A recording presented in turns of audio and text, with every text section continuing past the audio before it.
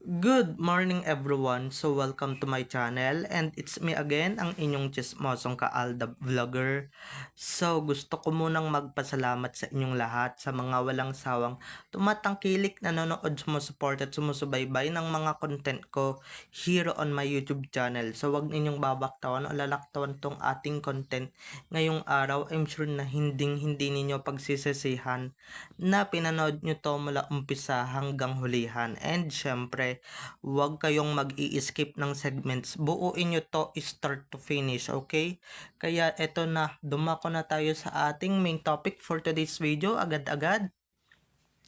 Like, lahat ng mga weirdong hindi mo ginagawa ngayon or lahat ng mga weird things na hindi mo nagagawa noon maski pagkain ng isaw-isaw ng mga ihaw-ihaw, ba't ngayon nagagawa mo na, Alden? Kasi nga, si Main lang naman ang babaeng nakapagpagawa kay Alden ng mga ganyang bagay. So, eto na guys, watch this. Mamaya ipapaliwanag ko sa inyo ng buong buo. So, eto na guys, watch this. Ginagawa before, gagawin mo. Lahat ng alimango. Natuto. Natuto. Alam mo, pagkamahal talaga, no? Iba. Ano? Alam mo, ganun yun eh. Lahat ng mga hindi mo ginagawa before, gagawin mo. Lahat ng mga hindi mo kinakain before, kakainin mo. Ba't parang relate? Lahat ng... Dali lang, ito. Dati ba kumakain ka talaga ng isaw? Hindi, Miss A. O ba't ngayon kumakain ka na ng isaw? Eh, gusto niya eh. Ha! Yan love. Grabe ka. Brad, di ka naman dating ganyan ah. Hindi, ganun talaga. Ha? Pagka tinamaan ka talaga, Oo. pag dito talaga tumusok yan. Yeah. Dito ba? Book! Basta pag in love ka, lahat sumasarap. Ay, Lahat talaga. ng bagay gumaganda. Basta kasama mo siya. Basta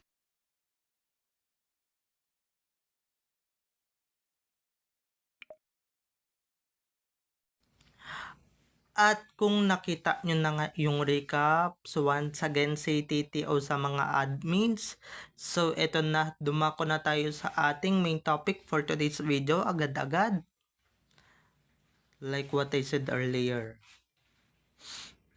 Lahat talaga ng mga weird things na hindi mo nagagawa noon, nagagawa mo na ngayon. Maski yung pagkain ng isaw, pagkain ng mga prito-prito, 'di ba? Kilala naman natin yan si Alden, hindi yan palakain ng ganyan. Pero ngayon guys, mula nung kilala niya at nakatambal niya yung isang Main Mendoza na walang kaarte-arte sa kahit anumang bagay, kahit anumang ulam, ngayon ginagawa na ni Alden ngayon, 'di ba? Kitang-kita niyo naman sa video lahat ng nakain niya, lahat ng mga hindi niya nakain before or hindi niya kinakain before nung naging jowa na niya si Main or naging ano na niya si Main, naging partner na niya si Main. Lahat ng yun guys kinakain na ni Alden for just because the love of Main or for the love of Main, di ba? For the love of Yaya Dab, kasi Yaya Dab pa sila noon eh. Yaya Dab and Alden, yung characters nila sa Kaliserye. Pero kung nakain na talaga si Alden ng mga ganyan, 'di ba? Si Main lang talaga nagturo sa kanya ng mga ganyang bagay. Maski yung mga kung ano mang pinadidirihan niyang bagay, hindi na niya pinadidirihan ngayon. 'Di ba? Si Main lang talagang nagturo, si Main lang talaga yung nag-inspire sa kanyang babae na talagang kilalang kilala natin, na talagang na walang ka-arte-arte, walang ka-eme-eme, kahit nasabihin ninyong sili man yan or whatever, kahit nasabihin ninyong toyo lang yan, 'di ba? Kinakain. Ganyan na si Alden ngayon guys, lahat ng mga hindi niya kinakain before, kinakain na niya ngayon just because of Main, 'di ba? May mga kilala ba tayong starlet na ganyan? Maski yung mga kapwa artista ni Alden, kilala ba natin na mga na yung mga kapwa artista ni Alden na nila Julie, sila Sanya na sila silang lahat na showbiz na tao, si Alden lang ang nakapag ano niyan, nakapag nakagawa ng ganyang bagay, 'di ba? Nakagawa ng ganyang kawirdong bagay. Pero yung sabihin ninyong si Julie, si Sanya, oo, nakain sila pero guys, may camera, 'di ba? Naka-on cam or halatang-halatang napilit silang kumain, pero etong si Alden talagang kahit anong gawin ninyo, hindi nyo siya kailangan pilitin. 'Di ba? Kailangan jowa talaga yung magpilit. Sila, china-challenge pa sila para kumain lang ng ganyan. Pero si Alden, hindi na kailangan i-challenge ng jowa or hindi na kailangan i-challenge. Kasi si Alden na mismo yung nagkukusang kumain pagka si Maine yung nagpilit. Walang sabi-sabi, walang isang salitaan, walang pagmamayabang na, kailangan ko tong kainin or kaya ko tong kainin. Wala siyang pang-bebrave na ganon, guys. 'Di ba? Kung pag sinabi ni Maine na kainin niya yan, kakainin niya talaga yan. 'Di ba? Dito nga tinutukso na siya ng Dabber Cards na ba't ba't ba't ngayon nakain ka na bigla, 'di ba kilala ka naman namin na hindi naman talaga kumakain ng mga ganyang bagay or ng mga ganyang kawirdong bagay or ng mga ganyang kawirdong pagkain. 'Di ba? Maski yung mga isaw, hindi naman siya kumakain ng mga isaw noon eh.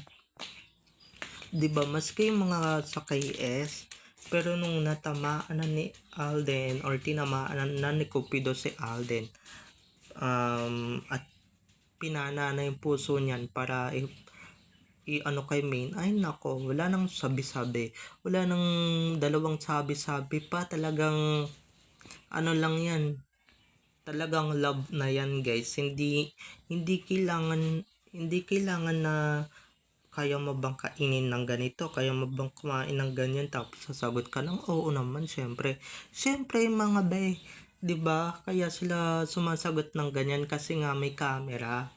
Si Alden, in or without camera, kumakain talaga yun ng mga fish balls, 'di ba? Ng mga kwek-kwek, 'di ba? Pero yung isaw, 'di ba? Yung isaw talaga na napakalansa. Maski yung tuyo na napakalansa, but doon sa kalisere na naka-on cam, 'di ba? Ba't ngayon kinakain na niya? Paano kasi, 'di ba? Natamaan na in love na eh. 'Di ba? In lababo na nung mga panahon na yun. Kaya ayan, ibang-iba na yung tama sa kanya, ibang-iba na yung ano sa kanya, yung atake sa kanya, ibang-iba na yung ano sa kanya, yung take sa kanya ng mga pinapakain sa kanya ni Maine. Ibang-iba na mga ka-ADN, 'di ba? Hindi na yung dating Alden na 'di ba yung pa-artista, yung madaming cheche-boreche, 'di ba? Si Min lang naman ang nagturo sa kanya na kahit anong bagay or kahit anong pagkain man 'yan, 'di ba? Kinakain na niya ngayon. Pero noon hindi niya talaga kinakain yung mga 'yan. Yung iba diyan, masking ibang male celebrities, may kilala ba tayong male celebrity bukod kay Alden na kumakain ng ganyan? 'Di ba? Yung ibang Crazy Rich na hindi naman kumakain ng ganyan. Alam ko 'yan kasi ang take nila diyan, maduming pagkain, masama sa kalusugan, 'di ba? Pero si Alden, ay nako, wala kayo kay Alden.